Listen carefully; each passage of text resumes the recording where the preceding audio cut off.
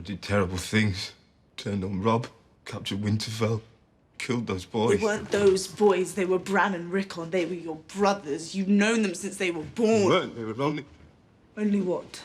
They weren't. Tell me why Bran and Rickon should be gone while you still breathe the air. Tell me to my face, Theon. Tell me that they weren't your brothers. They weren't Bran and Rickon.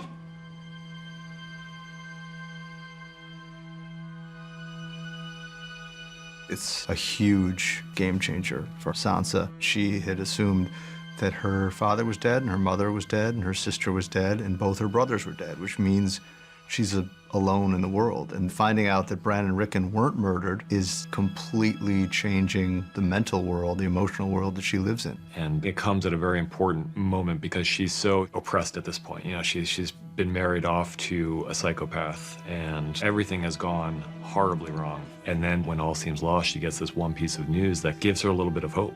I think that re-energizes Sansa to survive this ordeal and to triumph over these circumstances and to do whatever she can to extricate herself from this absolutely terrible situation. So, here we sit, two terrible children of two terrible fathers. Over the course of their conversation, the similarities in their experience start to come to the fore. Maybe the similarities in their worldview start to come to the fore. Tyrion has a lot of empathy for another orphan out there who had a terrible father, you know. They have certain links that bond them. He realizes maybe Varys was right about her, that she's the last chance for Westeros, and that this is someone who could cross the narrow sea and not only bring me back into power, because Tyrion still has his own ambitions, but create a better world for the people over there. Because, you know, despite everything, despite his occasional cynicism and his lack of sentimentality, Tyrion is one of the few players in this game who believes that it's possible to make things a little bit better for people. Lannister, Targaryen, Baratheon, Stark, Tyrell. They're all just spokes on a wheel. It's a beautiful dream. Stopping the wheel. You're not the first person who's ever dreamt it. Dany talks a good game, and she's very charismatic, and she's a very impressive young woman, but he's heard lots of people say lots of pretty words over the course of his life, and he's seen how those plans go awry when they meet with reality. I'm not going to stop the wheel. I'm going to break the wheel. Like revolutionaries in our own world, she has every intention of changing things, even if that means knocking everything down to do it.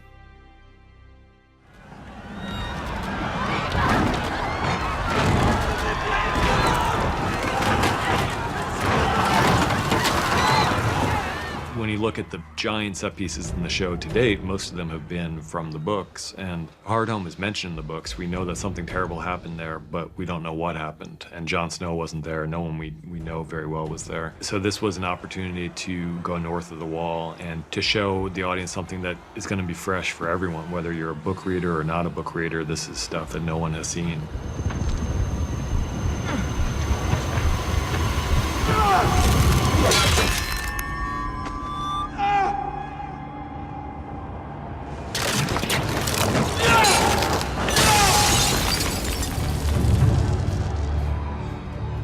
It's a key moment. I mean, the Night King is watching all of this unfold, and it's going pretty much according to plan until he sees this little living kid down there kill one of his lieutenants in an unexpected way. And before that, he sees the sword hold. You know, he's seen the White Walker's weapons shatter steel, except Longclaw does not shatter. And the Night King sees this, and it's kind of a, well, this kid's interesting. This kid's actually possibly a threat for me. The fight against the living is supposed to be very one-sided, I think, as far as he's concerned. The idea that there's any meaningful resistance being put up is interesting to him, because otherwise the whole scene is a complete slaughter.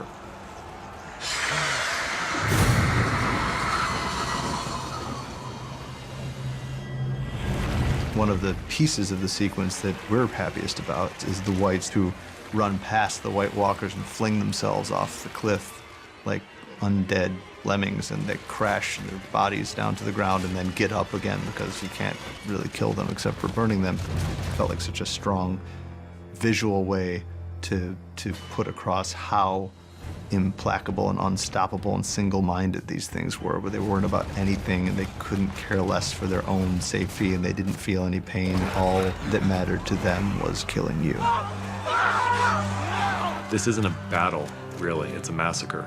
This isn't a big action sequence that ends with the hero winning. This is a big action sequence that ends with the hero's almost total failure. And the ante has just been upped in a pretty significant way, and he knows that the army of the dead will stop at nothing to get their hands on as many people as they can and kill them. And then the people that they kill become a part of their side. So it's kind of the viral expansion of this army is what they're facing if these things ever manage to get south of the wall. It's a very bad end. And John sees this as he's floating away. You can see it in his eyes. He recognizes that this is a catastrophe. The Night King has a huge army now, and they just tried to fight off a much smaller group of whites and had very little success. So it's that hopeless feeling of how the hell are we going to beat that?